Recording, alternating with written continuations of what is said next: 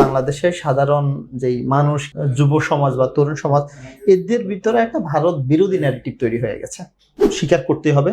যেমন ভারতের হাই কমিশনারকে পরপর একদিনে 2বার তলব করা, এটা আসলে বাংলাদেশ কখনো এই গার্ডস দেখাবে, এটা আওয়ামী লীগ সরকারের সময় হয়তো আমরা চিন্তাও করতে পারি নাই। বিএনপি সরকারের সাথে বাংলাদেশের এখন ভারতের যে সম্পর্ক, এটা মর্যাদা সম্পন্ন একটা প্রতিবেশী সম্পর্ক যা হওয়া উচিত, সেই সম্পর্কের দিকেই কিন্তু বাংলাদেশ যাচ্ছে।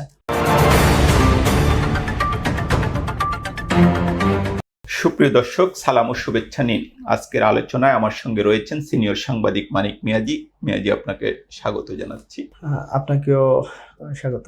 আপনি নিশ্চয়ই জানেন যে বাংলাদেশ এবং ভারতের যে সম্পর্কটা, এটা খুবই আলোচিত একটা বিষয় এবং এটা খুবই স্বাভাবিক যে বলা হয়ে থাকে যে মানুষ সবকিছু পাল্টাতে পারে কিন্তু তার প্রতিবেশী সে পাল্টাতে পারে না। এবং বাংলাদেশের যে জন্ম, এর পেছনে নিশ্চিতভাবেই ভারতের একটা ঐতিহাসিক ভূমিকা রয়েছে এবং সেটা রক্তের ভূমিকা। এখন সেখানে ষড়যন্ত্র তত্ত্ব কেউ আবিষ্কার করলেও করতে পারেন, সেটা অ্যানাদার পার্ট। কিন্তু ভারত আমাদের জন্ম সহযোগী। বাংলাদেশের সঙ্গে ভারতের সম্পর্কটা নানা রকম জটিলতার মধ্য দিয়ে গিয়েছে, কখনো সেটা ভালো ছিল, কখনো মন্দ ছিল।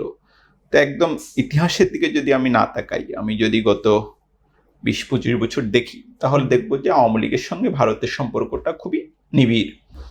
এবং বাংলাদেশে অনেকে এটাকে আওয়ামী লীগকে ভারতের পন্থী রাজনৈতিক দল বলে থাকেন এবং সেটা এখন অনেকটা স্পষ্ট। আর প্রফেসর ইউনূস যখন এখানে অন্তর্বর্তীকালীন সরকারের প্রধান হন, তখন আমরা যেটা দেখি যে ভারত বাংলাদেশ একটা মুখোমুখি অবস্থানে চলে যায় এবং অনেক বিশ্লেষকই বলেন যে বাংলাদেশের ইতিহাসে এটা সবচেয়ে ভারত বাংলাদেশ সম্পর্কের বাজে সময় ছিল। আবার কেউ কেউ বলেন যে এটা বাংলাদেশের জন্য সবচেয়ে মর্যাদাবান সময় ছিল, বাংলাদেশ ইতিহাসে প্রথমবার খুব মাথা উঁচু করে দাঁড়িয়েছিল। এই প্রেক্ষাপটে বিএনপি ক্ষমতা আসলো। আসার পর এই কমাসে আপনি ভারত বাংলাদেশ সম্পর্কটা কেমন দেখেন? না, এই কয় মাসে আপনি যেটা একদম শুরুতে বলছিলেন যে ভারত বাংলাদেশের সম্পর্কটা সবসময় আপনি যাই করেন না কেন, আসলে প্রতিবেশিত আর পরিবর্তন করার আসলে কোনো সুযোগ নেই। আর আমাদের এই জায়গাগুলো তো আসলে একই অঞ্চল ছিল, ভারত, বাংলাদেশ, আফগানিস্তান বা পাকিস্তান, এই সবগুলো তো একই জায়গা। এটা যখন দেশ ভাগ হয়ে গেল, তারপরেও বাংলাদেশের চারপাশে তো আসলে ভারতের অবস্থানটা, আপনি কোনোভাবে এটাকে অস্বীকার করার কোনো সুযোগ নেই। ওই জায়গাতে স্বাধীনতার সময়ে স্বাধীনতার নেতৃত্বদানকারী দল আওয়ামী লীগের সাথে ভারতের যে সম্পর্কটা ছিল, সেটা তো স্বাভাবিকত অন্য দলের সাথে হওয়ার কথাও না।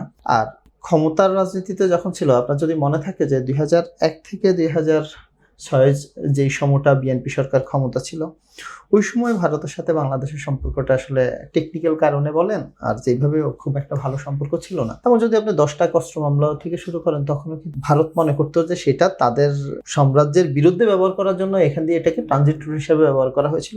যেভাবেই হোক না কেন, বাংলাদেশের সাথে আওয়ামী লীগের যে সম্পর্ক, সেটা অন্য দলগুলোর সাথে আসলে গড়ে ওঠেনি কোনোভাবেই। যখন 5ই আগস্ট হলো, 5ই আগস্টে ডক্টর মোহাম্মদ ইউনূস সরকার অন্তর্বর্তীকালীন সরকার হিসাবে ক্ষমতায় আসলেন, আপনি যদি খেয়াল করে দেখেন, এর আগের যে 17 বছর বা 15.5 বছরের যেই সময়টা আওয়ামী লীগ সরকারের, এই সময়টা যে কোনোভাবে বাংলাদেশের সাধারণ যেই মানুষ কিংবা যুব সমাজ বা তরুণ সমাজ, এদের ভিতরে একটা ভারত বিরোধী ন্যারেটিভ তৈরি হয়ে গেছে। এটার কারণ হচ্ছে ভারতের সবসময় আধিপত্যবাদী এক ধরনের নীতির কারণে হয়েছে। ডক্টর মোহাম্মদ ইউনূস আসার পর সে আধিপত্যবাদী যেই মনোভাব, সেটা থেকে সরে গিয়েছিল।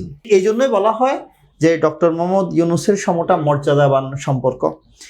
তো বাংলাদেশের সাথে আসলে ভারতের অনেকগুলো জিনিস, আপনি যদি বলেন যে শুধু প্রতিবেশী না, আমি প্রতিবেশীটা যদি বাদ দিই, বাংলাদেশের যেই ইন্ডাস্ট্রিয়াল র ম্যাটেরিয়ালস থেকে শুরু করে যে জিনিসগুলো, এর মধ্যে কিন্তু আসলে 70% বেশি কিন্তু ভারত নির্ভর কাঁচামাল আমদানি করতে হয়, যে জন্য আপনি চাইলে আসলে ভারতকে অনেক ক্ষেত্রে অ্যাভয়েড করার সুযোগ নেই। বিএনপি তো সবার সাথে চলো নীতিতেই সামনের দিকে আগাচ্ছে। আমরা যেটা দেখি যে বিএনপি ক্ষমতা আসার পর ইন্ডিয়া তো পরিস্থিতিটা স্বাভাবিক করার এক ধরনের কিছু উদ্যোগ আমরা দেখি, এবং যেটা দেখা যায় যে সম্ভবত বিএনপি বলুন আর ওই পারে ইন্ডিয়া বিজেপি সরকার বলুন, দুই পক্ষই চাচ্ছিল যে জটিলতাটা কিছু কমে যাক। হ্যাঁ, এটা একটা ভালো পয়েন্ট বলেছেন। ভারত সরকার যেমন চেয়েছিল যে তাদের সাথে এই আইস ব্রেকটা হোক, আইস ব্রেকটা আসলে হয়েও গিয়েছিল। আমি বলবো যে আপনি দেখেন, আমাদের র ম্যাটেরিয়ালস কিন্তু আমদানি আসলে কখনো বন্ধ ছিল না। কিছু ক্ষেত্রে হয়তো আমাদের যেমন ট্যুরিস্টরা যাওয়ার ক্ষেত্রে এক ধরনের বাধা ছিল, আমাদের এই জায়গাগুলো কিন্তু আসলে পর্যায়ক্রমে গত সপ্তাহ থেকে আপনি দেখবেন যে 28 তারিখ থেকে সেটাও কিন্তু ছেড়ে দিয়েছে। হ্যাঁ, একটা জায়গাতে যদি বলেন যে আইস ব্রেকটা আসলে হয়েছে কিনা, সেই জায়গাতে যদিও একদম আপনার যদি মনে থাকে যে যেদিন তারেক রহমান শপথ নিয়েছিলেন, তারপরে যে শুভেচ্ছা বক্তব্য মানে শুভেচ্ছা বার্তা দিয়েছিলেন নরেন্দ্র মোদী, ওখানে কিন্তু শুধু শুভেচ্ছা বার্তা দেন এবং সাথে সাথে ওনাকে ভারতে আমন্ত্রণও জানিয়েছিলেন সপরিবারে। তো সেই জায়গাতে ভারতের যে মিডিয়াগুলোতে আপনি দেখবেন যে বলা হচ্ছে ভারতকে অ্যাভয়েড করে মালয়েশিয়া হয়ে চীন সফরকে এক ধরনের, এটা আসলে ভূরাজনৈতিকভাবে বিএনপি সরকারের এক ধরনের নীতি তো আছে সেই নীতির জায়গাতে। কিন্তু আমি বলবো যে এই বিজেপি সরকার এবং বিএনপি সরকারের মধ্যে যে টানাপোড়েনের যে জায়গাটা ছিল আওয়ামী লীগকে ঘিরে, সেটা কিন্তু অনেকটা আসলে কমে গিয়েছে। কিন্তু আবার কিছু বড় জটিলতা তো আমরা দেখি, যেমন পশ্চিমবঙ্গে বিজেপি জিতার পর আমরা যেটা দেখি যে বর্ডার এক ধরনের পুশিন সংকট, এবং এটা তো আসলে আমরা যদি মধ্যপ্রাচ্যের দিকে তাকাই বা গাজা ফিলিস্তিন ওই পুরো অঞ্চলে প্রধান সংকটটা কিন্তু এই এক Border পারের crossing। মানুষ আরেক পারে নিয়ে যাওয়া। এবং আমরা যেটা দেখি যে আন্তর্জাতিক যে রীতিনীতি সেটা তো ভারত অনুসরণ করছে না। ভারত কোনো তালিকা দিচ্ছে না আমাদেরকে, তারা বর্ডারে কিছু লোকজন এনে বাংলাদেশে পাঠিয়ে দেওয়ার চেষ্টা করছে। হ্যাঁ, এই পুশিনের জায়গাটা তো আছে, কিন্তু একটা জিনিস আবার আপনি যদি খেয়াল করেন যে আমাদের বর্ডার কিলিং এ যেটা, সেটা কিন্তু আগে থেকে কমেছে। এটা কিন্তু আমি বলবো যে বিএনপি সরকারের পররাষ্ট্রনীতির যে শক্ত ভূমিকাটা, আপনি লেজুর ভিত্তিক কিংবা দুর্বল পররাষ্ট্রনীতি থেকে বাংলাদেশ কিন্তু আসলে পর্যায়ক্রমে সরে এসেছে। এটার জন্য ডক্টর মোহাম্মদ ইউনূস সরকারকে আসলে কিছু ক্ষেত্রে আপনাকে অবদান মানে স্বীকার করতে হবে।